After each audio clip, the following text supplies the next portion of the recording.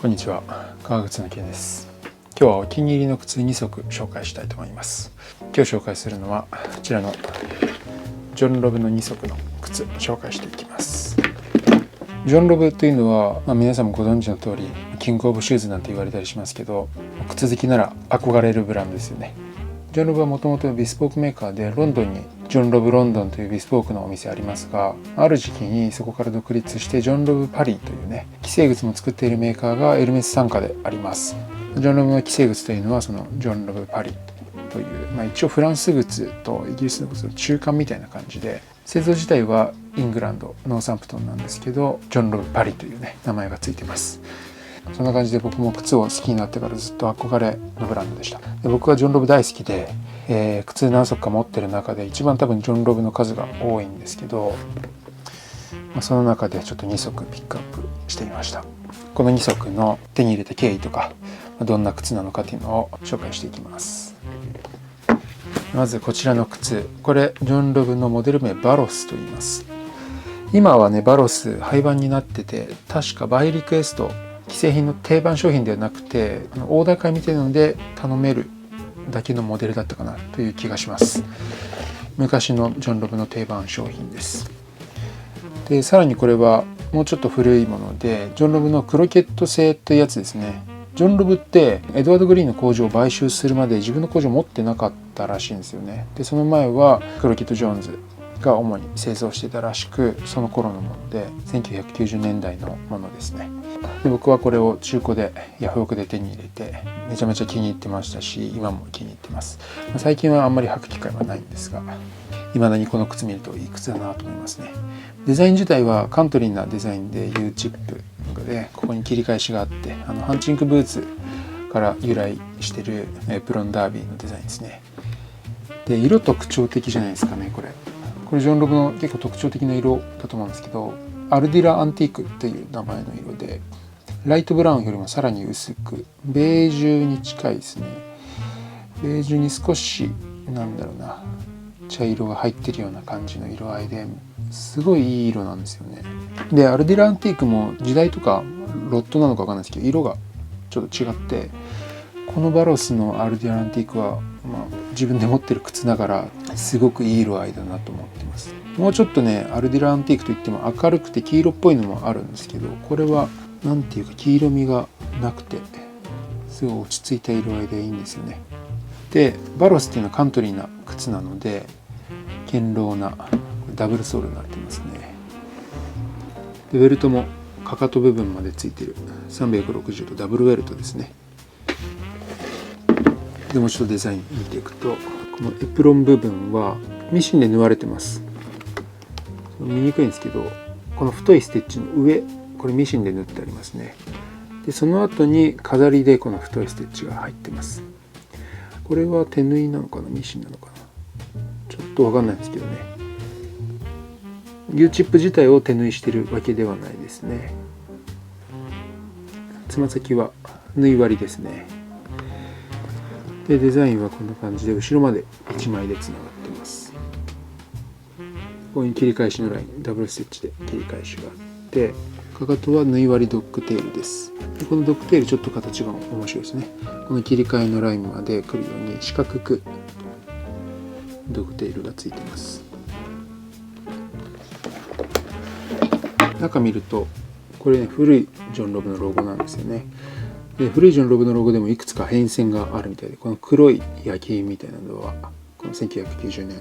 頃のものらしいです。かっこいいですよね。今はゴシック体のジョンロブっていうロゴになってますけど、この頃の方が僕はなんとなく好きですね。僕の表記を見るとクロケットの手書きだなっていうのが分かりますね。アッパーの革はね、結構カントリーな感じはするんですけど、しなやかでいい感じです。ただね、硬いですね。昔のジョンロブ、このダブルソールの、ウィリアムとかバロスとかってすごいね、硬いで有名で、エドワード・グリーンの靴は柔らかくて、ジョンロブの靴は硬いっていうね、そういうのがあったみたいで、とにかく硬いっす。ダブルソールも硬いっす。で、クロケットの定番商品で今モールトンっていうのがありますけど、あれほとんど同じデザインなんですね。このつま先部分までこの拝みモカっていうかなってる。これは縫い割りなんですけど、この革の断面が見えるようになってるんですけど、あのモデルはクロケットがこのバロスを作ってたところからパクったわけじゃないと思うんですけど、なんかそこに由来してるというか、はい、このバロスが元になってるデザインらしいです。僕ちょっとサイズがねこれ少し小さいので、履くと若干指が詰まる感じあるんですけど、本当によく履いてました。最近全然履いてないですけど思い入れが深くて、おそらくこれは一生履かないのももったいないんですけど、コレクションとして僕は持ってる気がします。次の靴はこちらサイド側ブーツです。これモデル名はローリーというモデルで、ジョンロブのサイド側ブーツいくつかモデルがあるんですけど、これはローリーというやつですね。これ手に入れたのはイギリスに旅行した時にノーサンプトンに行ってファクトリーショップに行ったんですよ。ジョンロブのファクトリーショップ、もう天国のような空間だったんですけど、そこでね何か買おうと。でその日エドワード・グリーンのファクトリーショップ、トリッカーズのファクトリーショップも行ってたんですけど、ジョンロブが最後だったんですね。でエドワード・グリーンもすごくいいのあったんですけど、ジョンロブで何か買うならエドワード・グリーンで買えないなと思って、エドワード・グリーンでは何も買わずジョンロブに行って、もう何か買おうと思いまして、数足の中から悩みに悩んでこのバーガンディのサイドガブ使いました。金額はこれ定価だとね30万ぐらいするらしいんですけど、ファクトリーショップリジェクト品なので安めに、安いと言っても高いですけどね、9万円で買いました。リジェクト品だとこういう風にモデルのところに R、 ちょっと半分打ててないですけど R っていうスタンプがつきます。 R、 これデパートとかで正規販売できない靴ですね。何ができないっていうのはその靴によって多分いろいろ原因はあるんですけど、製造中についちゃったちょっとしたアッパーの傷とか、なんかわかんないですけどなんかあるみたいで、でもジョンロブの検品ってすごい厳しいらしく、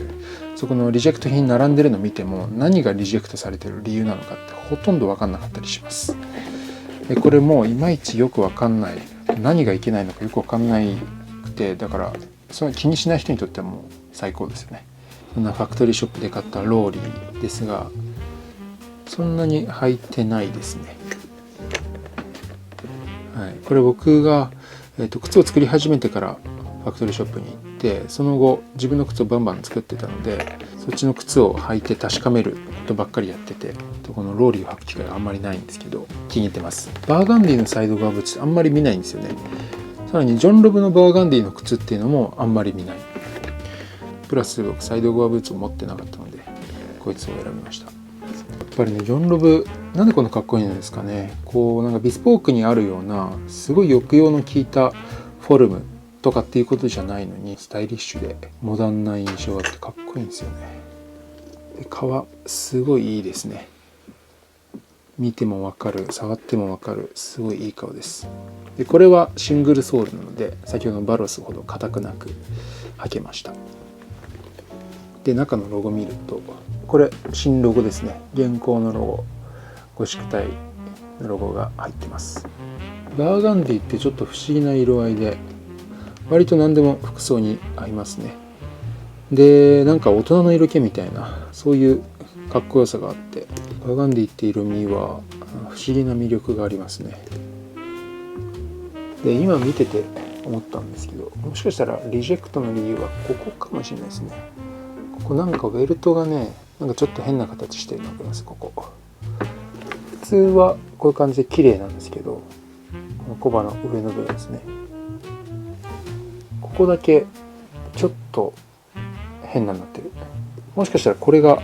リジェクトの理由かもしれないですね。そんな感じでファクトリーショップ今あんまり行けないですけど、自由に渡航できるようになったらぜひ靴好きの人にはノーサンプトンまで行ってファクトリーショップ巡りをしてほしいですね。ちょっと時間なくてチャーチとかクロケット行けなかったんですけど、グリーンもジョンロブもいい靴があって、あれはお金の許す限り、いや許さなくてもちょっと買っちゃいそうになりますね。気持ちがテンションが上がっちゃって僕はちょっと興奮してドキドキが止まらなかったです。ということで今日はこのジョンロブの2足紹介しました。ジョンロブの靴他にもあるのでまた紹介したいと思います。ジョンロブ以外もちょっと持ってる靴を少しずつ紹介できたらなと思ってます。それではまた。